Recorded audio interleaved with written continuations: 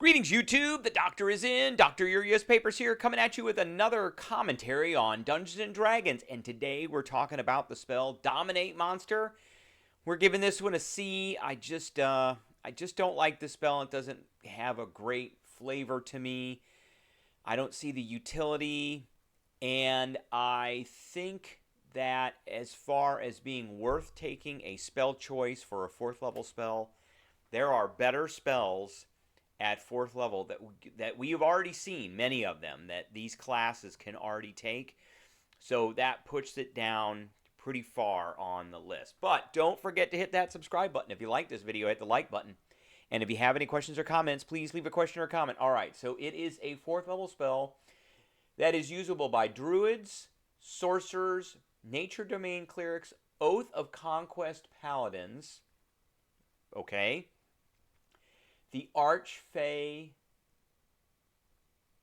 Warlocks, and Great Old One Warlocks. Okay, so sorcerers.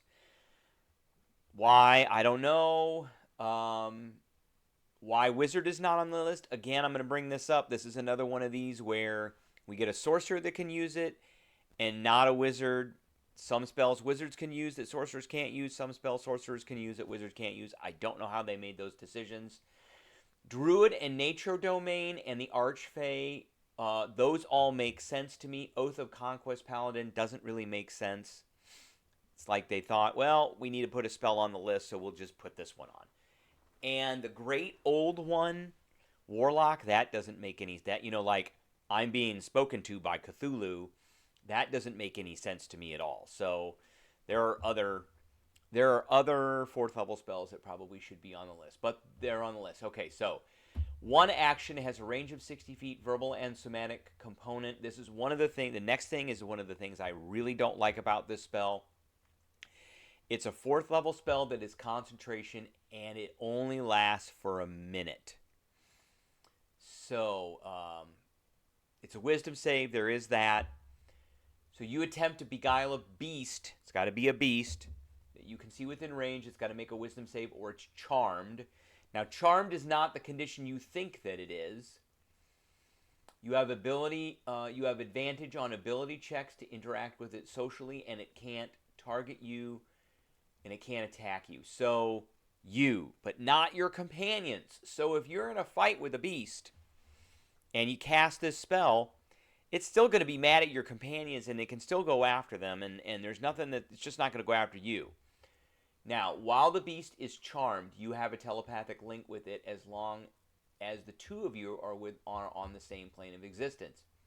You can use this telepathic link to issue commands to the creature while you are conscious.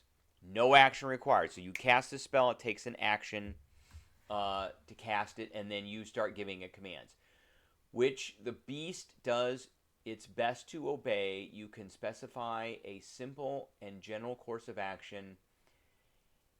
If the creature completes the order and doesn't receive any further direction from you, it defends and preserves itself to the best ability. You can use your action to take total and precise control of the target. Until the end of your next turn, the creature takes only the actions you choose and doesn't do anything you don't allow it to do. So there's not a lot of difference between the second paragraph and this one. There really isn't. You can give it a simple and general course of action, like attack that creature. That's pretty specific, I think. So I don't think this was worded great. During this time, you can also cause the creature to use a reaction, but this requires you to use your own reaction. So it's too draining on all your action economy as well. I just don't like that. Each time the target takes damage, it makes a new wisdom saving throw against the spell. If the saving throw succeeds, the spell ends. And I do have to say, if you're fighting it, it gets advantage on the saving throw. So you can upcast this. So if you cast this at 5th level, it lasts for 10 minutes. At 6th level, it lasts an hour. And at 7th level, it lasts for 8 hours. Boy, I know 7th level, 5th level, and 6th level spells that are way better than this one to take. So one thing I do want to look at with this is it's a 4th level spell, which means that most of these classes are going to have to be 7th level to cast it. So druids, sorcerers, Nature Domain Clerics, they're full casters. They're going to have to be seventh level. So what I want to look at is this piece in the Dungeon Master's tools of Xanthar's Book of Everything. And if we look at a character level 7, that is equivalent to a challenge rating 3 creature, or beast in this case. So what kinds of beasts could we expect to see? So they're Ankylosaurus, giant scorpion, spotted lion. What does the spotted lion do?